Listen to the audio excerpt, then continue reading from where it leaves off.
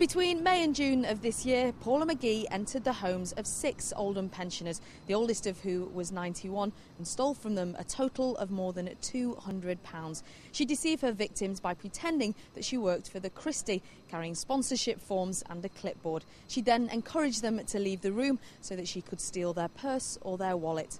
On one occasion, she entered the home of 76-year-old Vera Smith, pretending to be her nurse. She then refused to give Mrs Smith a sponge bath, took £10 from her in sponsorship money, but then went on to steal her purse that contained more than £120 that Mrs Smith, who's worked for charities for more than 50 years, had raised for various causes.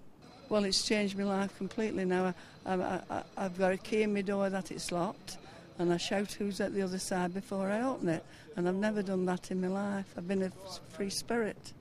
And 32 months, taking into account the fact that she's preyed on the elderly and the vulnerable, how do you feel about that sentencing? Very bitter, because I think she should have had longer. Very bitter. I think it makes it worse that she's took Christie's that she wants this money for Christie's, and that'll give people a chance to turn around and say, no, how do we know that you're for Christie's? And therefore the charity's going to suffer.